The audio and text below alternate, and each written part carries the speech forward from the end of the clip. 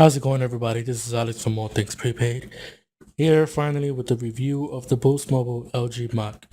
Now, the LG Mach is going for $180 on Boost Mobile's website, which is pretty good given the specs this phone has. Now, quick recap on those specs is a 4-inch WVGA display, Corning Gorilla Glass, 1.3 megapixel camera, and as you can see, LED light, 3 capacitor buttons on the bottom. On the right side, you have what you don't see a lot on phones is a dedicated camera button. The top 3.5mm headset jack, power button.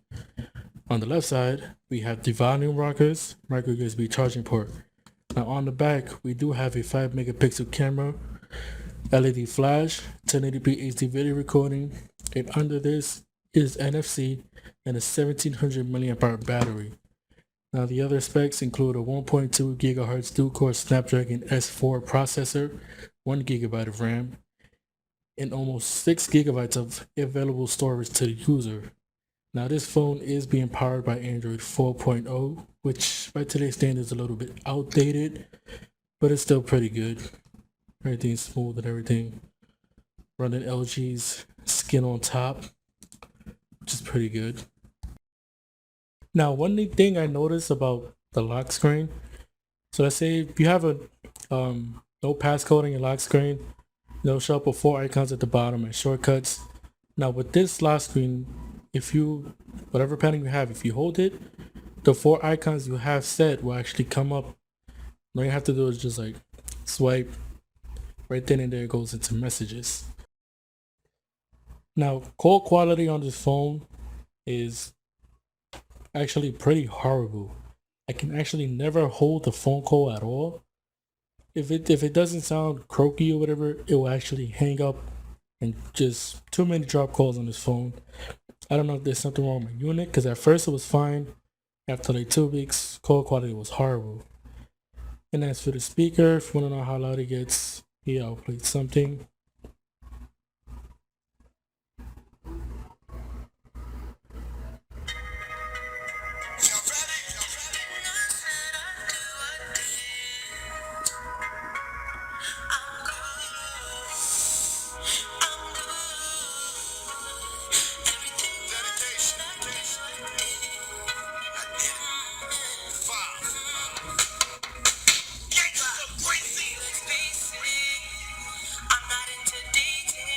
And that's at its highest volume.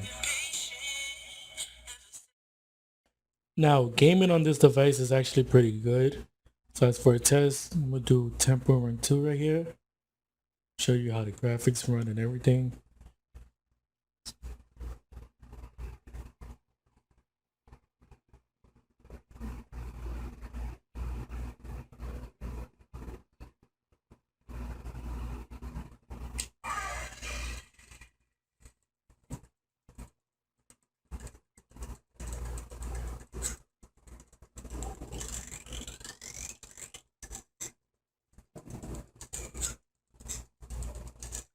As you can see, everything's running pretty smooth right now.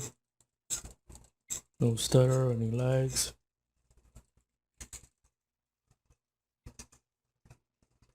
Not bad at all.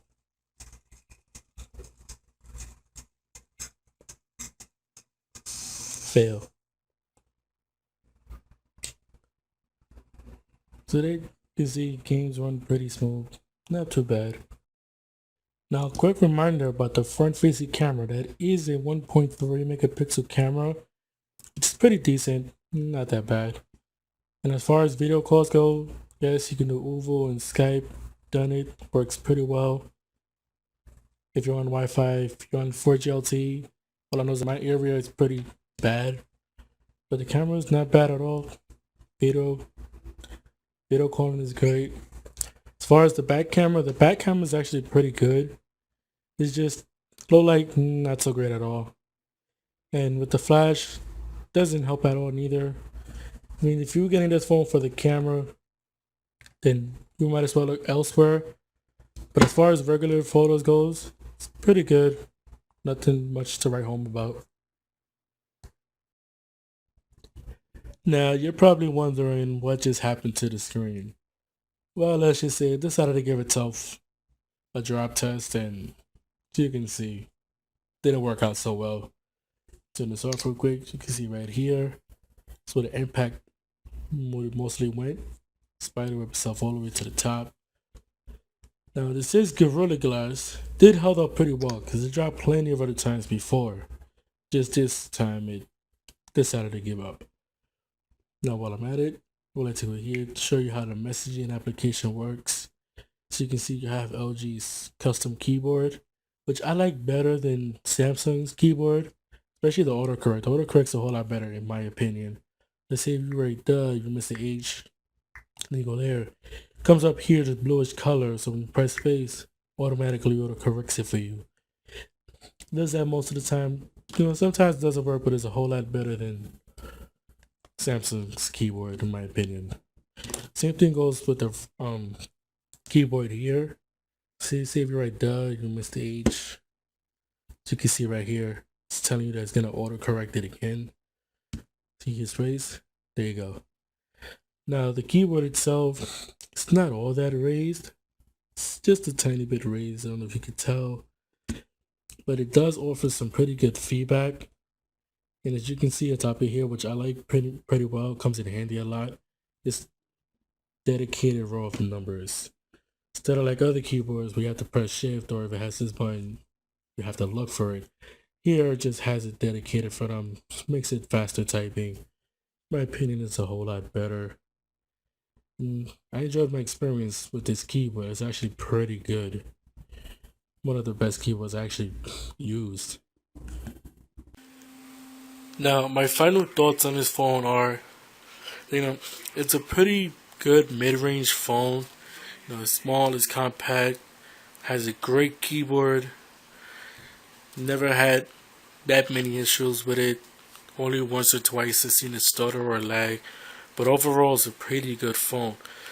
But if you're looking for a phone that has that keyboard feel, this will be a great option. If you want a phone that's at least 4.0 and above, this is also a great option. If you're looking for something that's quad core or 2 gigs, 3 gigs of RAM, and you want a 13 megapixel camera, this phone will not be for you. But if you're just in the market for an inexpensive phone with a good keyboard, decent size screen, this would be the perfect phone. Now for $180, it's worth checking out. It's not a bad phone at all. The good thing is it's 4G, battery lasts me a pretty decent time. Everything's great about it. It's a little bit outdated with Android 4.0, but other than that, it's a pretty good phone. Camera takes decent pictures. Overall, I think it's worth checking out. This has been Alex from More Things Prepaid. See you next time.